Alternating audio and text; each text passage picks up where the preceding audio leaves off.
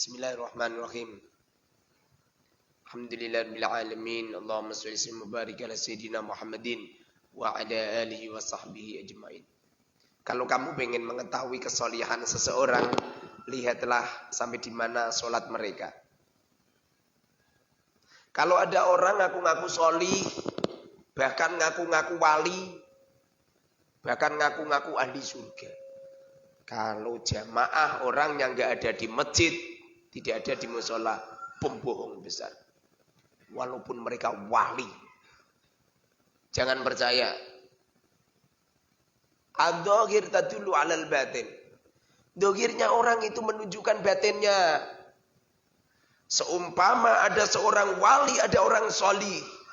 Mereka berdiam diri di rumahnya, tidak mau berjamaah, itu adalah yang terbaik. Tentu Rasulullah dan para sahabat satu-satunya orang yang tidak mau datang ke masjid.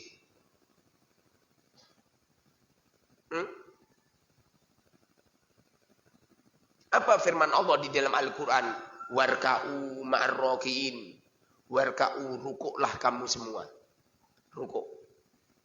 Karena amaliyah yang tidak ada bandingnya itu orang rukuk. Kalau orang sujud mungkin masih ada. Mereka yang menyujuti pohon, yang menyujuti mungkin masih ada. Sujud syukur, dan sebagainya. Tapi kalau ruku, ini khusus sholat. Orang ruku itu khusus sholat. Makanya menghormat orang lain dengan begini. Haram itu. Kalau nunduk gini nggak masalah. Tapi kalau nyampe begini, nggak boleh. Haram. Warka'u, rukuklah kamu semua. Ma'arroki'ina, bersama dengan orang-orang yang ruku. Itu artinya ada perintah dari Allah melakukan sholat fardu. Itu dengan cara berjamaah. Jangan tidak berjamaah. Dengerin itu. Semoga saja kata-kata saya ini bisa menfutuh mereka-mereka yang menonton video saya, kemudian mereka tidak pernah berjamaah. Rasulullah pernah mengatakan, orang yang sholat sendirian itu bagaikan ada seekor kambing yang ada di tengah hutan sendirian. Kambing ini rawan diterkam sama singa, sama harimau. Orang yang sholat sendirian di rumah rawan diterkam sama setan. Makanya kalau kamu sholat sendirian, mesti hewannya kudu kesusu. Jangankan mau sholat sunat qobliyah ba'diyah. Allah. Gatuke durung nempel itu. Wis duduk lagi. Sholatnya dikebut. Ini bukti bahwasanya mereka sedang diganggu sama iblis. Bahaya. Saya cukup melihat santri saya yang baik siapa, cukup saya lihat siapa yang berjamaah. Yang tidak berjamaah jelas orangnya jelek, bohong. Saya Ustaz bohong. Bagaimana kau bisa dikatakan baik sementara hubungan Anda dengan Allah saja jelek kok?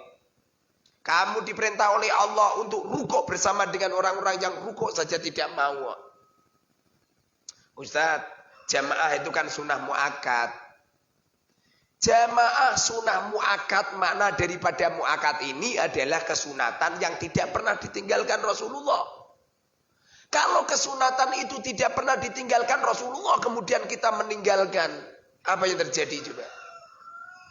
Di mana letak laqad kana lakum fi Rasulillahi uswatun hasanah? Berbahaya kan?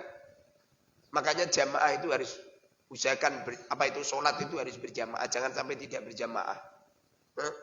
Perbedaan antara orang-orang munafik sama orang mukmin adalah di jamaah. Orang munafik tidak akan mampu berjamaah. Dengerin itu. Sangat-sangat bahaya mereka-mereka yang sering sholat sendirian di rumah. Bahaya kan. Wali loh Ustaz itu wali loh Ustaz. Wali, broto wali. Wes kalau nggak percaya buktikan. Apa masih jaduk mereka dengan Rasulullah? Rasulullah sendiri tidak pernah meninggalkan jamaah. Nyampe di waktu Rasulullah terjadi perang. Beliau pun membagi sahabat-sahabat, yang satu untuk menjaganya, yang satu untuk sholat. Di waktu Rasulullah perang. Ini perang ini. Nyampe di waktu Rasulullah bepergian pun masih tetap berjamaah. Makanya usahakan. Bukankah Rasulullah pernah mengatakan sholatul jamaati afdhalu min sholatil fadhi bisab'in wa isrin wa fi riwayatin bi khamsin wa isrin. Sholat berjamaah lebih utama daripada sholat sendirian, berkisar 27 derajat. Sebagian riwayat 25 derajat. 1 derajat ini kamu ganti dengan 1000 rakaat, itu lebih utama ini. Rasulullah pernah bercakap-cakap sama sahabat.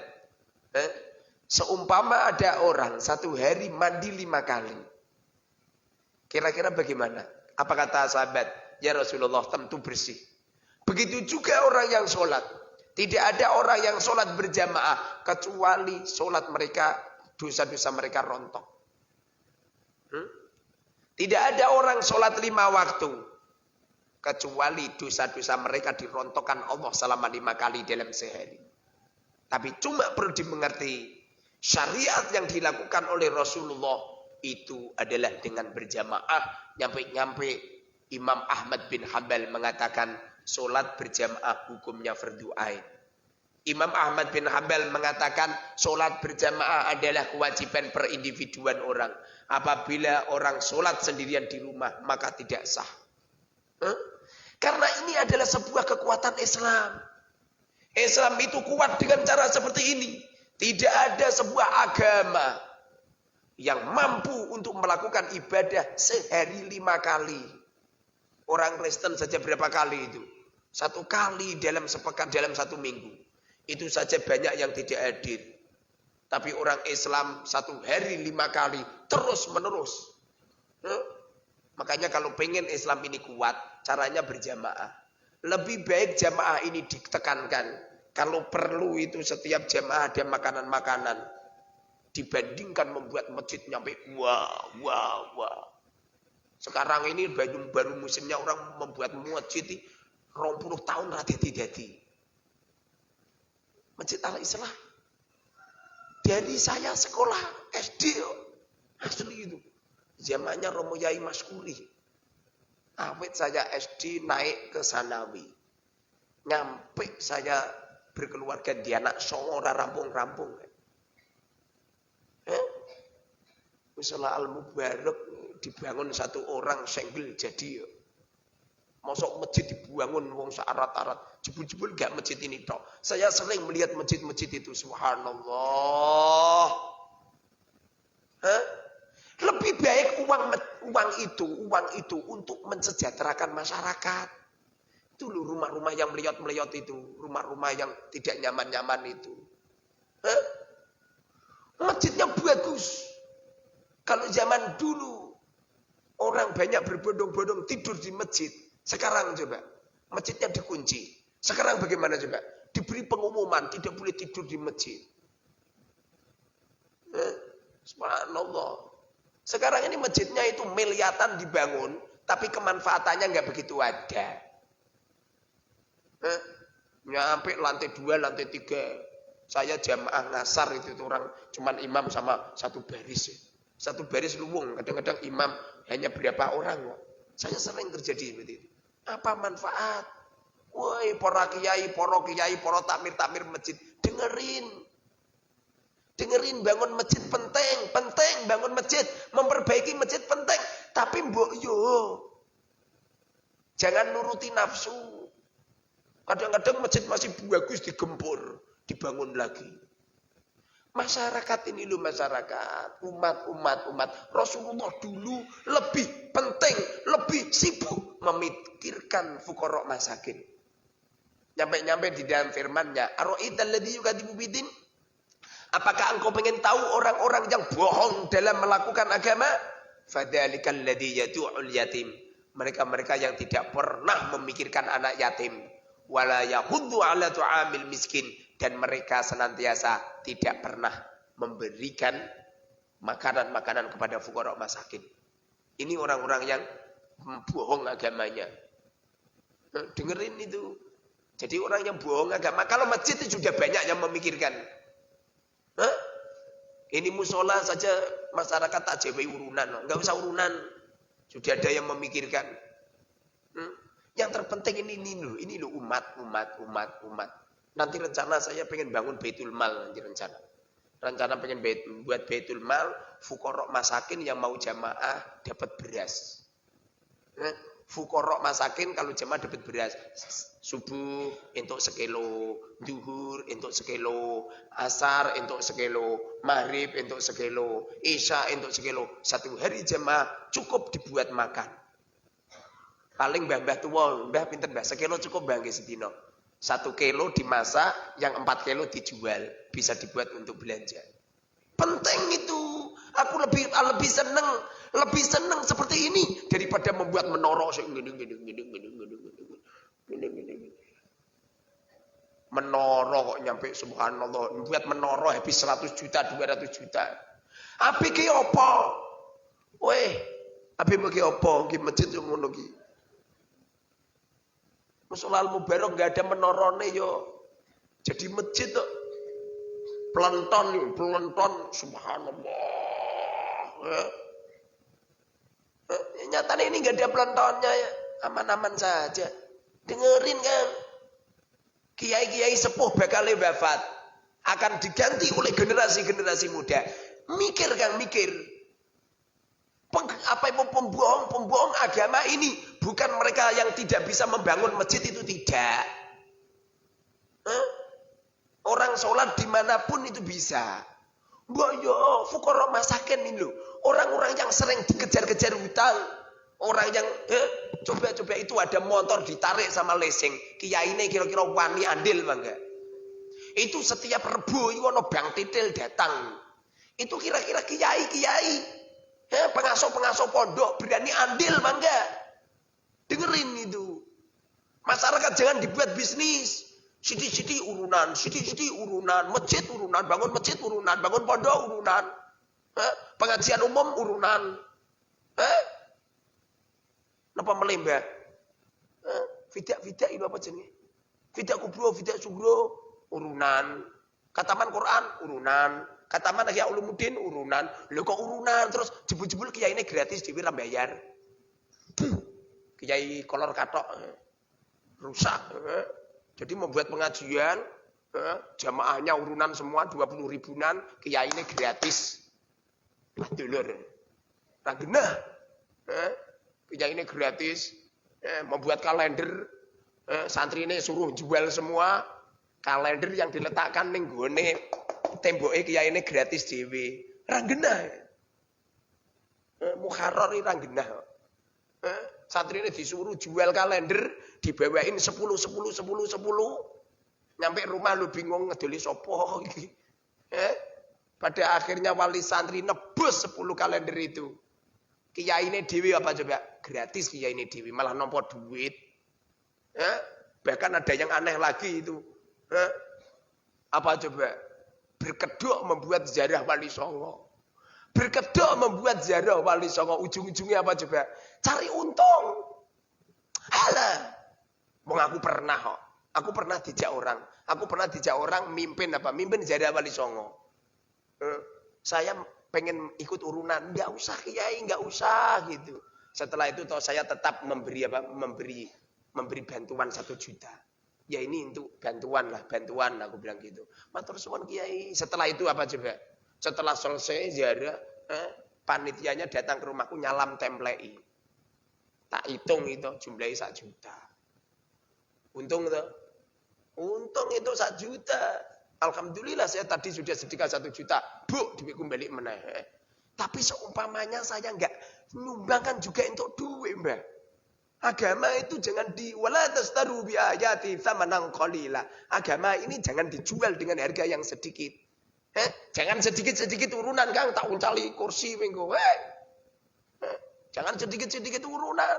Bagaimana Anda menjadi seorang pemimpin? Bagaimana Anda menjadi seorang tokoh? Bagaimana Anda menjadi seorang kiai? Bagaimana Anda menjadi seorang pengasuh pondok? Memberikan kesejahteraan masyarakat. Malah ono kiai stres. Siapa Ustaz? Kiai stres itu kiai yang menganjurkan murid-muridnya untuk zakat fitrah kepadanya. Aneh bin ajaib. Zakat fitrah itu kotoran. Kalau kotoran, kenapa menganjurkan murid-muridnya zakat kepadanya? Akibatnya apa yang terjadi coba? Fuqara masakin tidak mendapatkan zakat. Wabuh, santri-santri ini zakat ke kiai semua. Kiai ini untuk 10 ton. Wayah bayar. Kiai ini untuk 10 ton. Nak guyu cuakan. Subhanallah. Agama itu jangan dibuat seperti itu kan. Zakat fitrah itu adalah kotoran. Bukankah para kiai, para ulama itu min warasatil anbiya, pewarisnya Rasul? Rasulullah pernah enggak menerima zakat fitrah? Tidak pernah toh. Lu diapurmu, jarimu kiai, jarimu pewaris kanjeng Nabi. Mohon maaf aku ngomentari kiai-kiai Gus Murad, Gus sapa iki? Gus Sadimin, Gus sapa? Gus Engkrak. Subhanallah, pikirkan. Berlatih mulai sekarang. Rumah warga disaponi yang bersih. Dipikirkan, itu air-air depan warga yang habis, belikan. Ambilkan anunya Ustadz Amir. Nanti ngomong sama Ustadz Amir, saya yang bayari. Saya yang bayari setiap ada itu air-air kosong-kosong itu diambilkan. Saya yang bayar Kang, paham Kang? Dengerin kalau perlu kalau ada depan rumah yang belum ada dispensernya, belikan, letakkan di depannya, diisi, saya yang bayar. Jangan takut fakir. Kere awet cilik wis kulino. Wis kulino kere ya. Dilatih mulai sekarang, paham Kang? Nanti besok nak dadi kiai itu orang bisnis ke umat ya. Sidik-sidik urunan, ujung-ujungnya naudzubillah min dzalik ya. Makanya banyak kiai itu akhir hayatnya itu tidak bisa husnul khotimah gara-gara seperti itu. Dengerin ya, masyarakat ini bukan untuk diperas untuk mencari keuntungan, bukan. Masyarakat ini untuk dipikirkan bagaimana cara mensejahterakan mereka, bagaimana cara menyelesaikan permasalahan mereka, bagaimana cara menyelesaikan hutang-hutang mereka, bagaimana caranya untuk memikirkan keresahan hidup mereka. Jangan tersenyum di atas penderitaan orang lain. Semoga saja kita senantiasa diberkahi hidup kita oleh Allah Subhanahu wa taala. Istiqomah salat jamaah, dengerin, istiqomah salat jamaah, istiqomah memikirkan umat mulai sejak dini, memikirkan permasalahan umat. Semoga diberkahi Allah Subhanahu wa taala. Amin ya rabbal alamin. Alhamdulillahirabbil alamin. Allahumma shalli wa barik ala sayyidina Muhammad wa ala sayyidina Muhammad. Rabbana atina fid dunya hasanah wa fil akhirati hasanah wa qina adzabannar.